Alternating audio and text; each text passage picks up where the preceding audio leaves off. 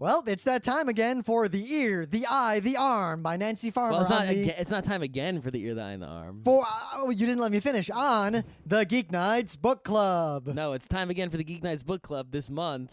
The Ear, the Eye, the Arm. Nah.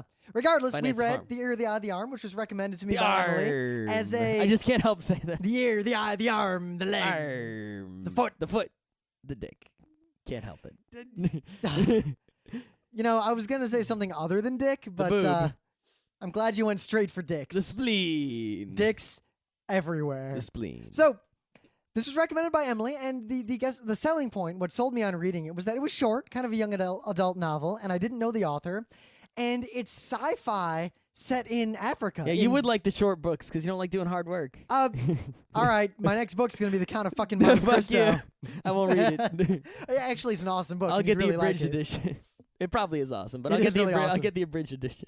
But anyway, it's sci-fi, I just don't have time for that shit. but it's set in Zimbabwe in the year That's- 2194. It's already a pretty cool setting. I want to play an RPG in that setting. Yeah, and it is a pretty cool setting. It's a pretty futuristic Africa, and it has a lot of fun kind of references to the history we've missed in oblique ways, like, oh, he's from the English tribe. Yeah, something happened to them. Yeah.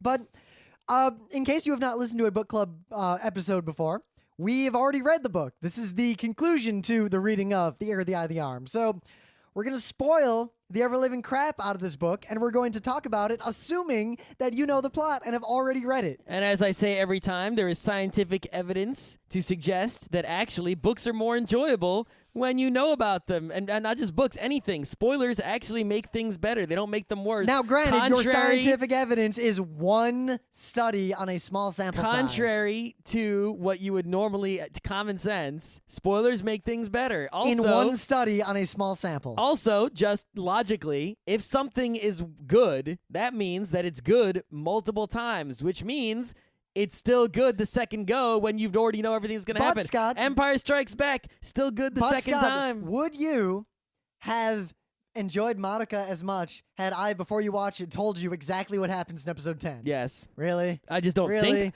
You may not think you would, but you would have. See, Scott, you say that, but I do kind of disagree, and that one study does not a coherent argument make. I have no problem with anything being spoiled for me. That's all I'm saying. Anyway, so you might not want to listen if you haven't read the book because you're not going to know what we're talking about. That's also, but, maybe you'll catch on. I did like Maybe the you'll get ear- interested and I decide did you want like to read the it. ear, the eye, and the arm as characters because it's weird. They were actually my favorite characters. Anytime I read a new book, whenever there's certain kinds of characters that I expect them to be boring, and I expect to just like, I just want to get past these guys and get to what I really care about. Yeah, a lot of books use that technique of having characters in different places. They split the party as it goes. And they'll focus, each chapter will teleport between the different areas, and eventually the characters meet or interact in some way.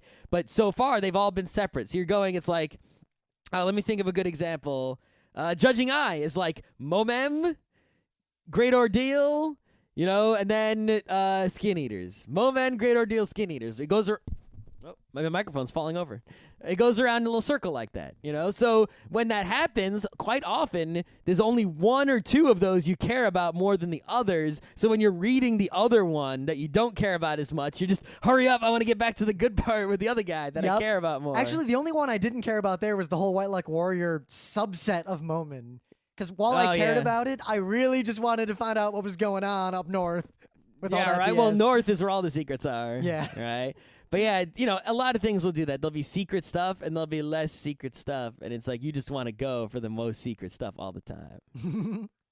But I really liked the Ear, the Eye, the Arm because they were kind of incompetent and they fought with each other and they were kind of jerks, but then they ribbed each other the way real friends rib each other, kind of like in Ponies. Yes, but it's great, more ponies in the show. But yeah, it's like they're the detectives. They're trying to solve the mystery. They have superpowers. And no, their superpower but their superpowers show are up actually just handicaps. Their superpower is literally show up 5 seconds after they should have showed up. Right, and it's like they were detectiving okay, but they never actually investigated in a Sherlock Holmes way. It's like they didn't have detective skills that much. They just sort of always ended up in the right place slightly before everyone else, but always after they needed to show up there. Yep. And it was just like, are these guys even fucking helping? Like, what the... They really weren't. They until the very end, they had no impact on the kids. Yeah. All they did was basically reassure Mastika and his wife that they were alive. So it's weird that that the book is the title of the book is named after them when they're actually not the main characters.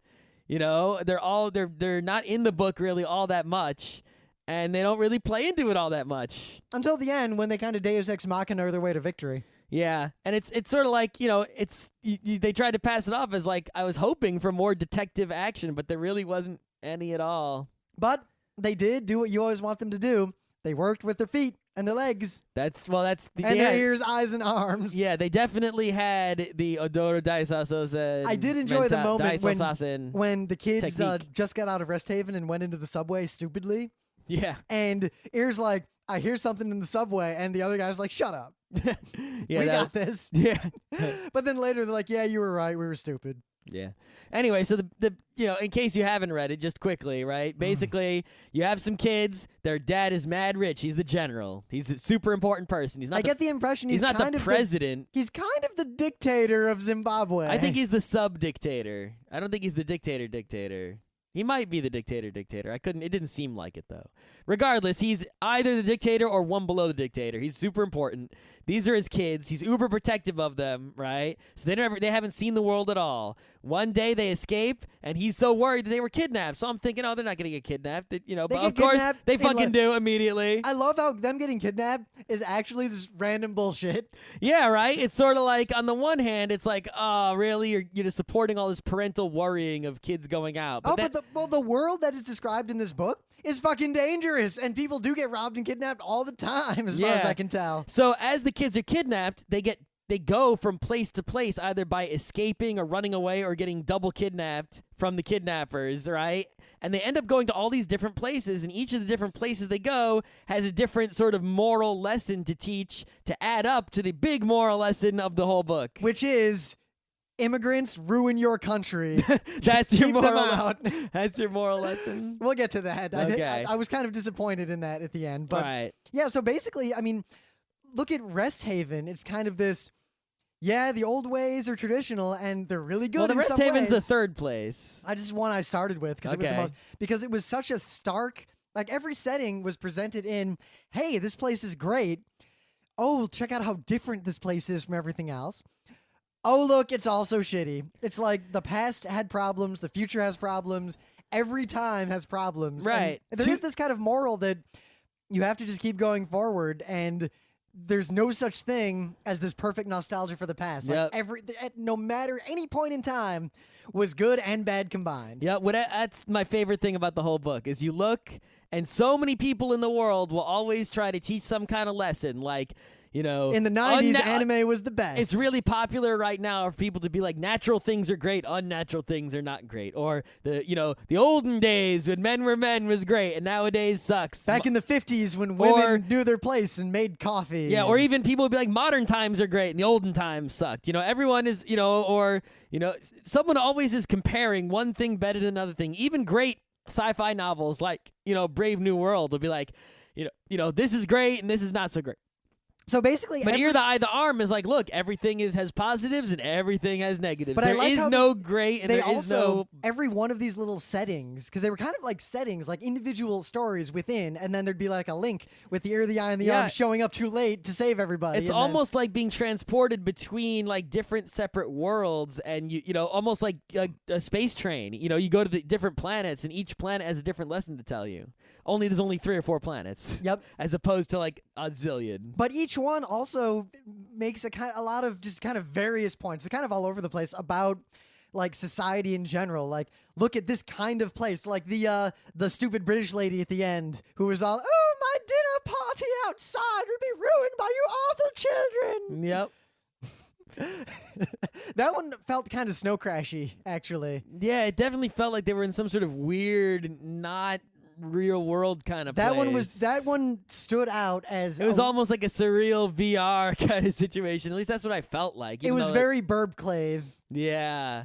Like it was a scary fake place they were in. Granted, I can see it is interesting because look at it from the perspective of like, say African culture the way that we know, our own white dude culture. So Nerd code. in that sense, yeah. In that sense, imagine us describing, a culture that we see from the outside but don't get much insight into. It's almost like that part was that's how ridiculous this lifestyle looks to a complete outsider. That's Like, true. I know something about this particular culture, but I see them doing the things, and it just seems really fucked up to me. Like, I love how they describe that cradle as basically like they think it's a cage.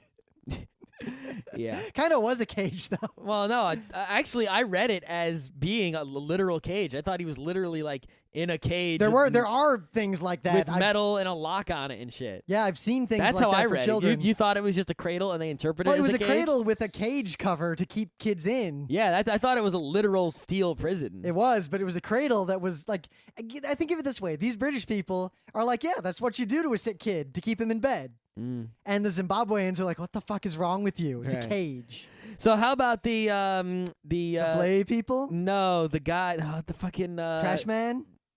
No, the praising guy. Oh, the praise singer. Right. I like their religion. in Right. that So front. so this is praise singer. He's such a wuss. Like, his character was so awesome and then was so crap by the end. Yeah, so basically the praise singer is sort of a Kellis-ish kind of individual, right? Basically, he has this skill, I guess he's practiced it or trained in it, Yeah. of where his job is to just sing praises. So it's like, they're sitting at the breakfast table and this guy comes in, they pay him, he's an employee, he's also sort of the kid's tutor also, independent of praise singing.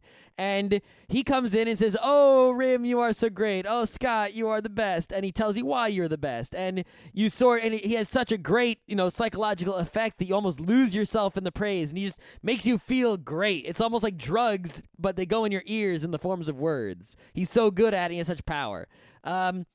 So the family pays him to do this, and he's also and he uses his praising abilities, like hypnotize the dad, and that's what lets the kids leave the house and get kidnapped. So after that, the dad's like, "Yeah, praise singer, I don't like your shit anymore." The thing is, I like the praise singer, but he was so cringing and just pathetic by the end that I gave up on him. Yeah, it's like on the one hand, I thought it was sort of a cool thing that they would do this, but but it also had clearly that it's like, yeah, it's kind of cool to have this praise singing, but on the other hand, it's like, this psychological manipulation. Well, is platitudes probably can only get you so far. Right. And there's a line in the end, I think I says something like, "Praise is like a vitamin. A little bit is necessary to survive, but too much, death." Exactly. All right. So, but at least at the end, while the praise singer was sort of ruined, they were like, "Okay, you can stay. You just can't praise anymore with your Yep. psychologically manipulating people." But he still goes and praises for ear, eye, and arm. Yeah. Yeah. But they need it. So, I mean, look at the Vlay people, though. That was kind of there's a whole story of, like, reclaiming the land that was fucked by the modern technology and this kind of, like, twilight life between the modern world and the ancient world. And Well, honor what was the name of the big fat elephant? Oh, the elephant. she elephant. Yeah. All right, so the she elephant was sort of like typical. They started off You know with what she reminded me of? A Lapita villain. Like the Exactly. Lapita pirates. She's Exactly. bad, but she's not that bad. It felt just like a Miyazaki kidnapping, right? It's like you're kidnapped, we're making you dig in the mines, but we're feeding you, and we sort of, even though we're bad, evil kidnappers making you do slave labor, basically. And at the end, we're not all bad. We're and not, at the end, she sells him to the masks, and the masks are like, "We're gonna kill him," and she's like, yeah, that's No, not cool. I'm that's gonna not- smash your stupid mask." Right. It's sort of like, while they were doing an evil thing, it's Well, like look- they weren't just all bad people who were just straight up evil, like Look the at the masks were. message at the end when the spirit of the land inhabits the arm to do all the, the Deus Ex Machina at the end. Yep, Magic is real, gods are real. I was kind of disappointed in that. kind of. But anyway. Especially in a sci-fi world. But they make it very clear that he's like when Tendai has kind of the vision of, the spirit of the land and of this culture and the people, he looks at everyone in the room, even the she-elephant, and everyone in the city and the country and whatever, and realizes that there's one kind of bad that's just a part of society. Mm-hmm. And then there's this other kind of bad that is dirty illegal immigrants. I was really bothered by that.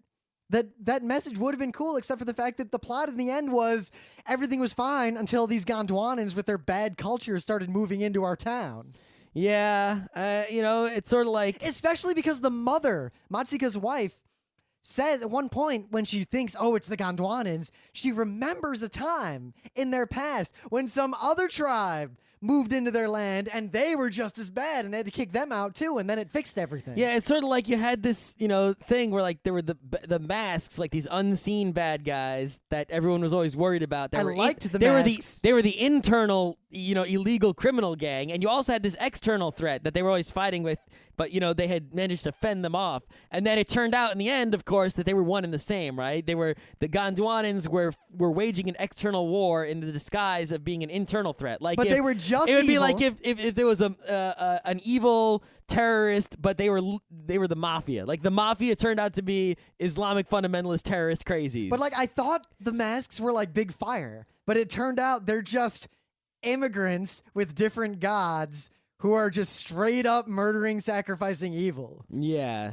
it's like I would have been happier with a message more of like, okay, look, people from other countries are cool too. They have the goods and their bads, just like all the different places within your country have the goods and the bads. The other country also has its goods and its bads. There's probably some, masks in Gondwana that are from your country, right? It's like, Well, there was that little note at the end, like the Gondwanans were sent back to their country, and they all met unpleasant ends for having lost their masks. Yeah. Until we met the masks. In the very end, when there was that one scene where they jumped on the subway. Yep, and when you first meet them, and they're all like whispering and gibbering and like moving around, and then when Tendai knocks the mask off, it's just a schlubby old man. They were a lot like Big Fire, but once the moral came out, they were just kind of. I don't know. I was disappointed in that. Yeah, it could have been way cooler. I love their graffiti. That whole slogan of "Never look behind a mask." Yeah, that aesthetic was neat. That you go down into the subway and it's kind of like, yeah, they own the subway, and you see this just written everywhere. Never look behind a mask. Yeah, but it's like I actually like that. It was like you have these evil, criminal mafia kind of guys, and they don't want money. They'll murder 100 people and leave their money on top of the bodies in a to crazy cult. And then the fact that they're just schlubby guys like everyone else, just like the KKK, right? They take the hoods off and they're just schlubby guys. But the fact that, they're also the government of Gondwana, and they're actively trying to bring their objectively bad Gondwanan culture into Zimbabwe and ruin it. Right, that was the step too far, right? If they would have just stopped at schlubby guys, the KKK is just schlubby guys and they don't have their hoods on. I would have been cool with that, right? That was pretty good. Or if these guys were just bad, not everyone from Gondwana is bad, and everyone from every other tribe is bad too. Yeah, I don't know. Anyway, what else is there to say about this? I liked Maztika whenever we got to meet him. I actually like the what was the dumb guy's name? It's actually I haven't read this in a few. Trash Man was way cool, right? Because it's always cool when you have that character, and it's sort of like they try to suggest he's got like mentally retarded in some way, but he's not really, right? He's just one of those guys who doesn't say anything really. He's kind of one of those mystical. You don't know how he gets in and out. Like he probably keeps like they say, oh, he's probably back in Rest Haven. Like how'd he even get in there? But, right? You know how we always say like you can't tell the difference between incompetence and evil. This is like can't tell the difference between incompetence and accidental. Being incompetent and accidentally being awesome. Well, like that Bill Murray movie, right? The Man Who Knew Too Little. Right, or it's like your favorite, Captain, what's his face? Captain Tyler. Captain Tyler? Yes. Thing is, I'm pretty sure he was genius. Right, but the point is it's sort of that same thing where it's like, he's acting way dumber than Tyler acted, of course, right? He's acting like he has, actual problems in his brain. He probably does. Probably does, but, he manages to get along and actually pull off a bunch of awesome, especially when he comes and saves the day at the old British lady's house. Yep. That was totally cool. Of course, he also ruined the day by sitting outside and letting the she-elephant know where they were. Yeah, that was also a problem, but, I wasn't sure where this book was going to go, but I think I really started enjoying it when, after the kids get kidnapped and whatever, and the ear, the eye, the arm go off to investigate, and they show up late and they get injured.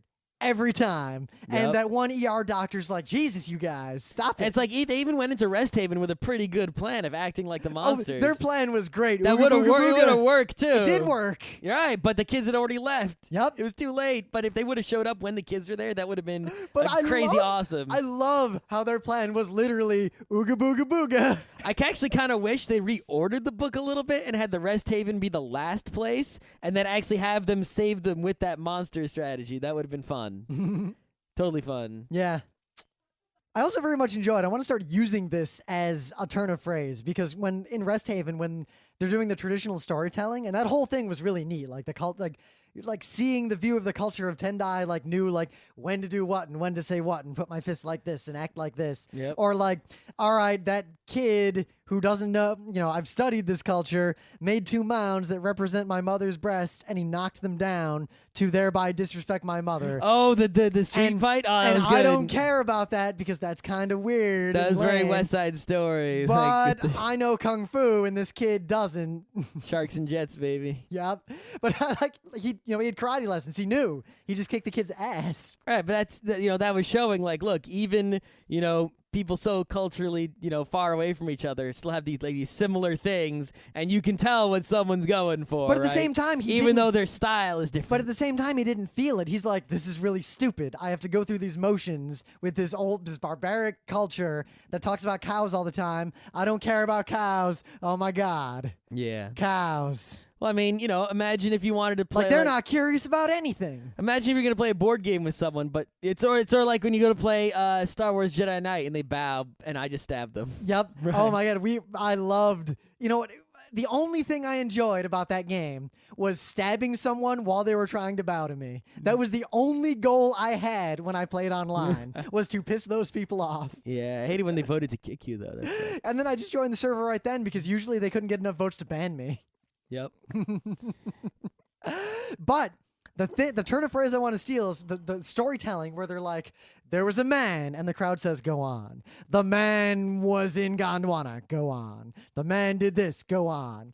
And when you're done telling the story, you say, and that is when the storyteller died. I just thought that was really funny. I really like that. I want to tell stories like that. You could do it, but I'm not going to say go on that many times. Really? I'm eventually just going to be like, all right, fuck it. I'm going to start ending every anecdote where I tell with, and that's where the storyteller died. Sure, go for it. Yeah. Good luck with that. So one thing I do want to talk about is the fact that, this is a young adult novel. It was really easy to read and didn't take much time at all. Yep. And it's sort of like, I don't read those kind of books that often. Usually, at least more recently, I read books that are age appropriate or at my reading level. Well, the thing is, there's still like for example, Ursula K. Le Guin stuff is very accessible but very good. Right, but I'm not saying that it's it's bad that you shouldn't read books that are easy or whatever. And there's still some value in plenty of books that are not. And the writing was perfectly serviceable. It wasn't great. Right. It wasn't like special. The phrasing was not like No. a masterpiece. But in no point did the writing distract me from the story. No, but what it is I think it's unique to books, right? For example, you could watch a TV show that is designed for children, right, and enjoy it, but it doesn't feel like it was easier or lighter because you're watching. It's the same. I disagree. You think so? When I watch children's movies, it's like, wow, made for kids. Wow, they keep saying the name of the thing so the kids don't forget it. Oh, really? I don't notice that. Really? I noticed that. I guess all ages stuff, right? Anyway.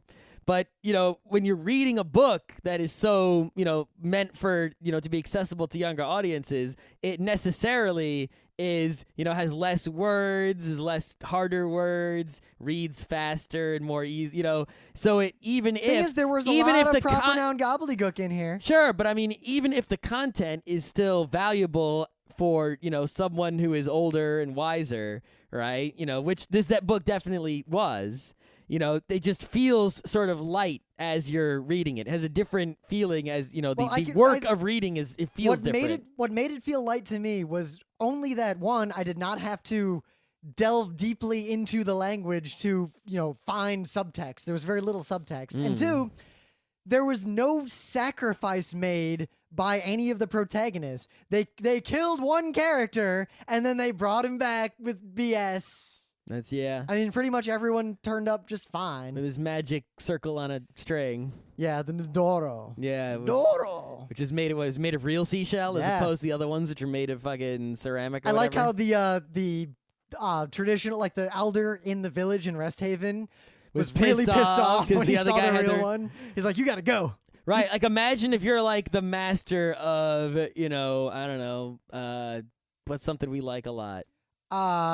Board games. Sure, you're the master of some board game, and some guy shows up who's never played. He's not into board games really. He just sort of starting out, and he's got like first printing Settlers from Germany with the stiffy cards, and he doesn't even know what he's got. It's like, oh, fuck you. Meanwhile, you're sitting there with your brand new Settlers with chintzy ass pieces.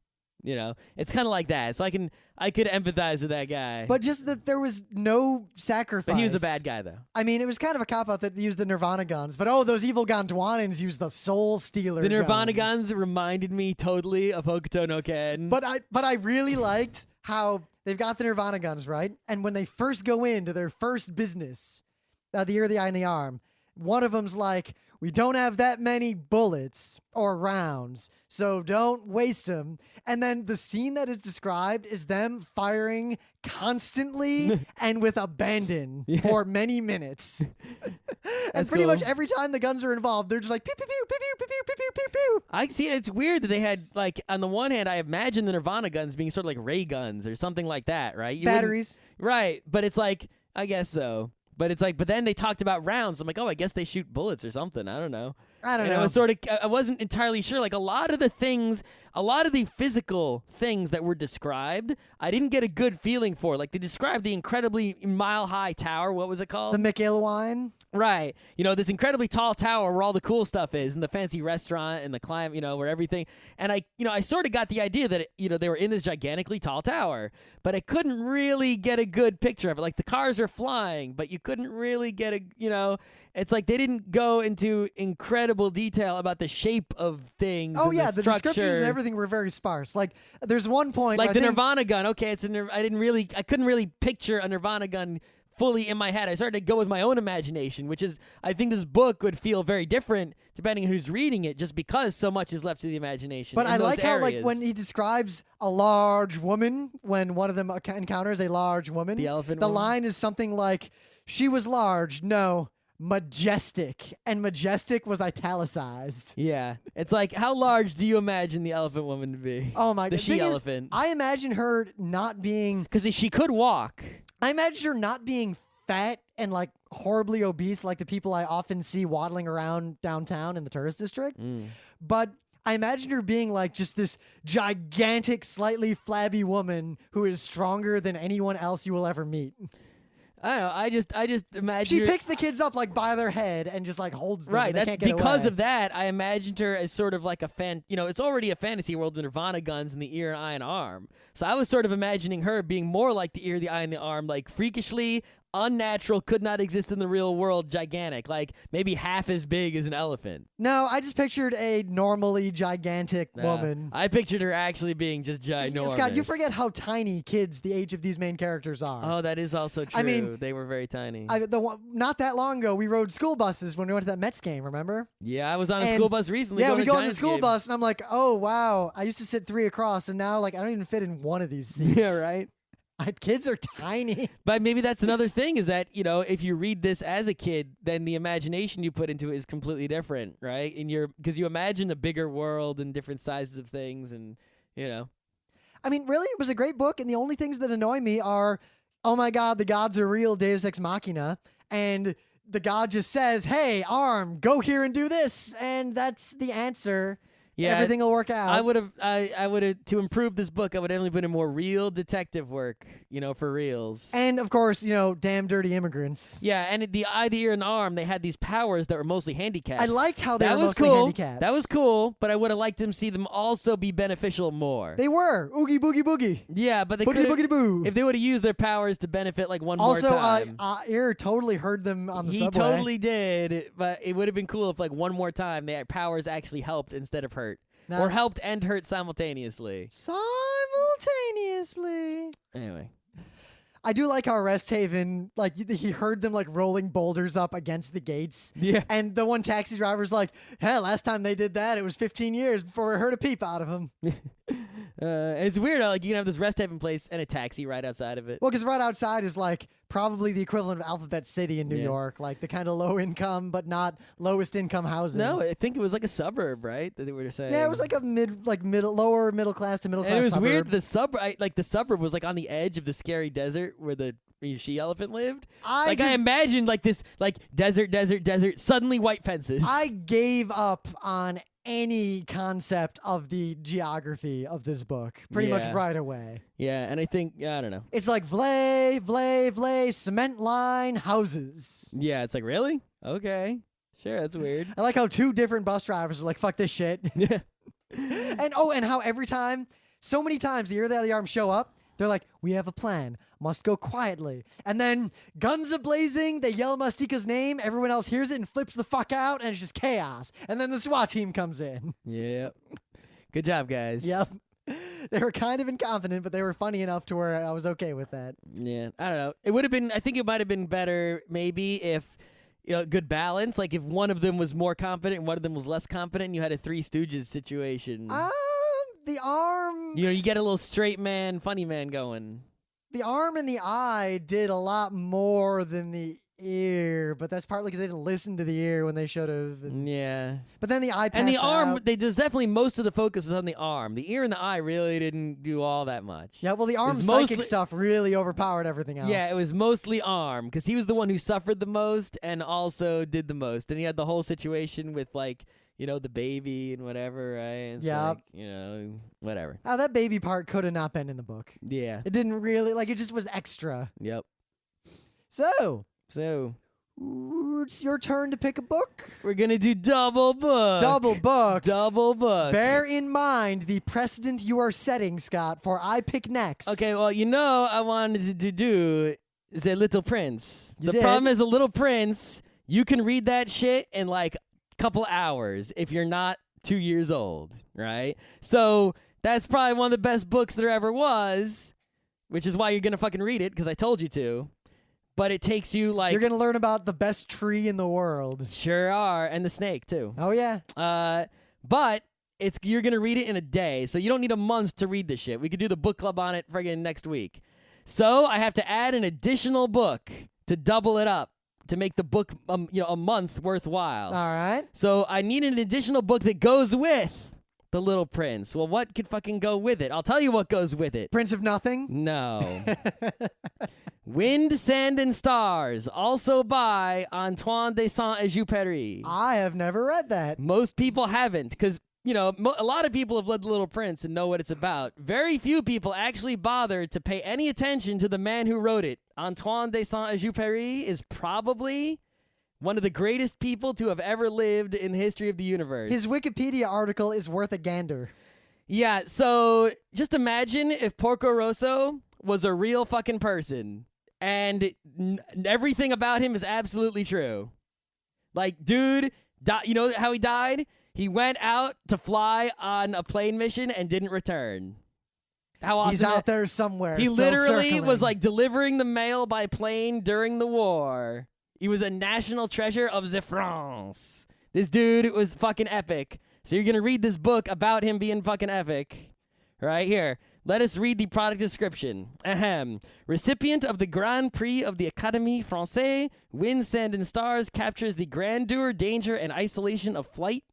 Its exciting account of air adventure, combined with lyrical prose and the spirit of a philosopher, makes it one of the most popular works ever written about flying, translated by Louis Galantier.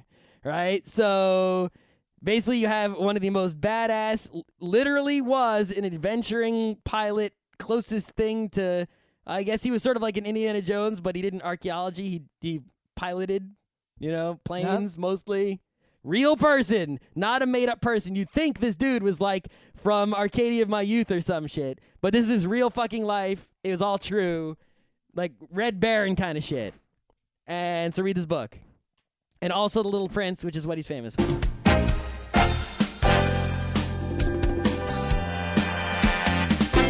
This has been Geek Nights with Rim and Scott. Special thanks to DJ Pretzel for the opening music, Kat Lee for web design, and Brando K for the logos. Be sure to visit our website at frontrowcrew.com for show notes, discussion, news, and more. Remember, Geek Nights is not one, but 4 different shows. Sci-Tech Mondays, Gaming Tuesdays, Anime Comic Wednesdays, and Indiscriminate Thursdays. Geek Nights is distributed under a Creative Commons Attribution 3.0 license. Geek Nights is recorded live with no studio and no audience. But unlike those other late shows, it's actually recorded at night.